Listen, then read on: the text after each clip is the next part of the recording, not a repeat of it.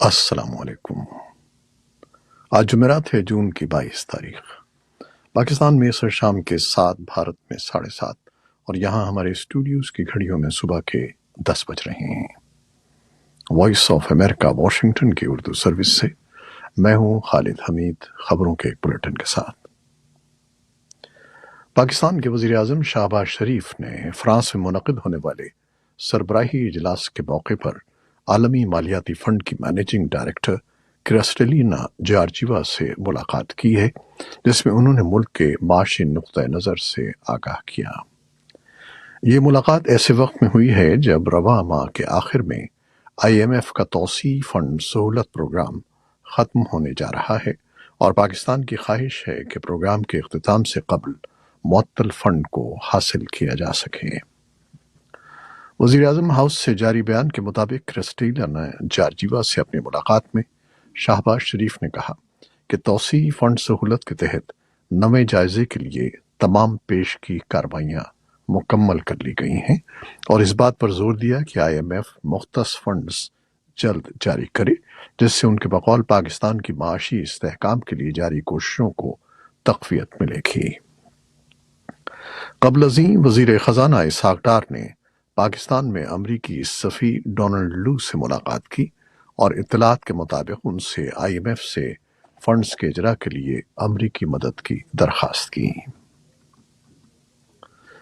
بھارت اور امریکہ کے درمیان دفاع اور تعلیم سمیت دیگر اہم شعبوں میں تعاون کے معاہدے ہوئے ہیں۔ بھارت اور امریکہ کے درمیان دفاعی شعبے میں ہونے والے کئی معاہدوں میں سے ایک سیمی کنڈکٹرز کی مینوفیکچرنگ کا معاہدہ بھی ہے، جس کے تحت $2.5 ارب سے زائد سرمایہ کاری سے بھارت میں سیمی کنڈکٹرز کی تیاری اور آزمائش کے لیے تنصیبات لگائی جائیں گی۔ بھارتی وزیر اعظم نے اس سلسلے میں امریکہ کی دو بڑی کمپنیوں مائکرون ٹیکنالوجی اور اپلائیڈ میٹیریلز کے CEOs سے ملاقات کی اور انہیں بھارت میں سرمایہ کاری کی دعوت دی۔ امریکی محکمہ دفاع ان معاہدوں کا باضابطہ اعلان کرے گا۔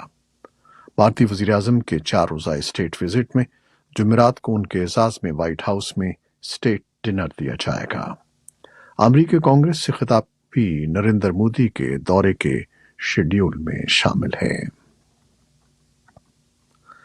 سپریم کورٹ آف پاکستان نے شہریوں کے مقدمات فوجی عدالتوں میں چلانے کے فیصلے پر حکم امتناعی کی درخواست مسترد کرتے ہوئے اس معاملے پر سماعت جمعے تک ملتوی کر دی ہے۔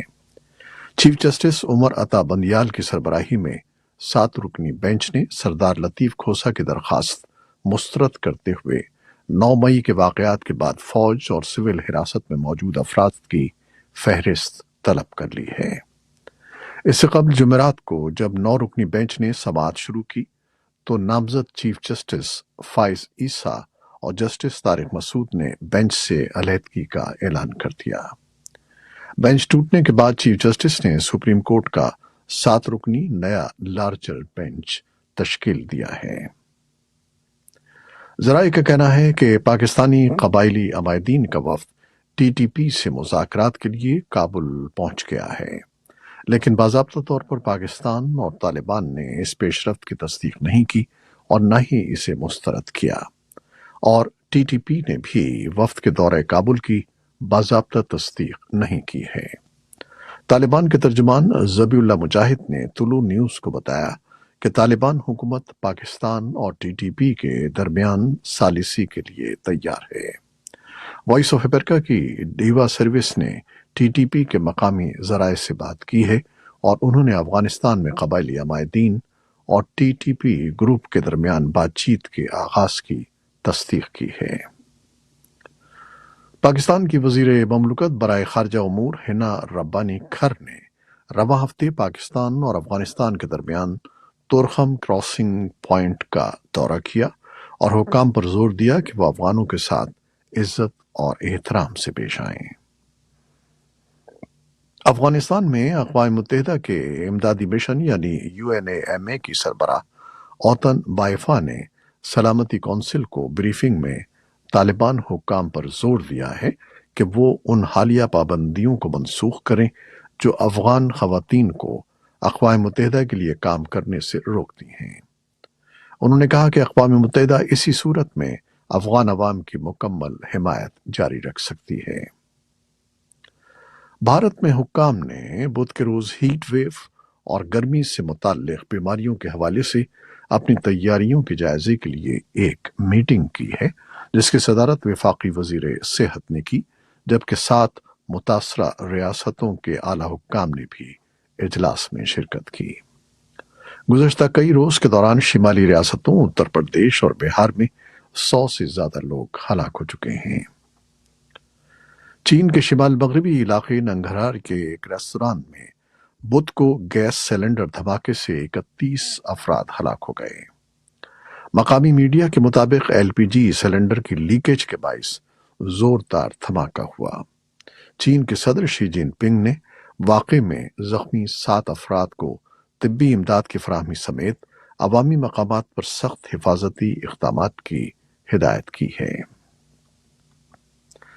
امریکی محکمہ خارجہ کے ترجمان نے کہا ہے کہ صدر بائیڈن سمجھتے ہیں کہ وزیر خارجہ بلنکن کا چین کا حالیہ دورہ اور سفارتکاری تناؤ سے نمٹنے اور غلط فہمیاں دور کرنے کا ذمہ دارانہ طریقہ ہے، لیکن اس کا یہ مطلب نہیں ہے کہ ہم اپنے اختلافات کے بارے میں صاف صاف بات نہ کریں۔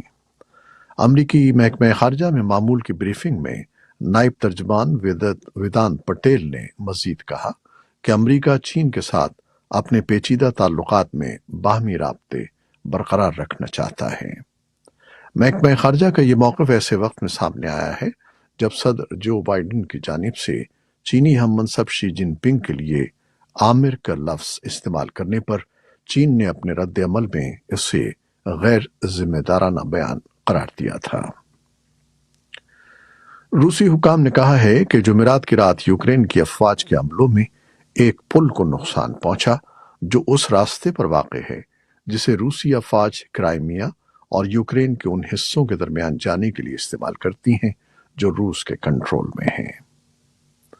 یوکرین کے خلاف جنگ کی پاداش میں یورپی یونین نے بدھ کے روز روس کے خلاف نئی پابندیاں عائد کی ہیں۔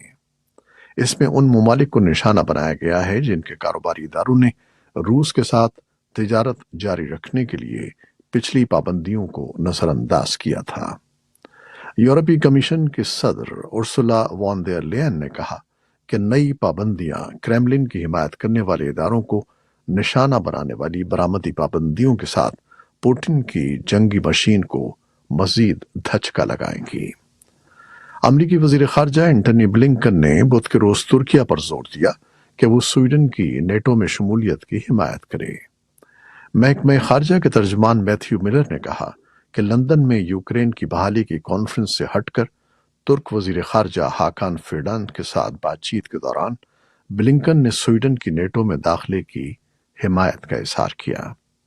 اسی دوران یوکرین کے صدر ولودیمیر زیلنسکی نے کہا کہ اگلے مورچوں پر شدید لڑائی ہو رہی ہے، لیکن یہ کہ ان کی افواج جنوبی یوکرین میں پیش قدمی کر رہی ہیں اور ملک کے مشرقی حصے میں دفاعی لائنیں سنبھالے ہوئے ہیں۔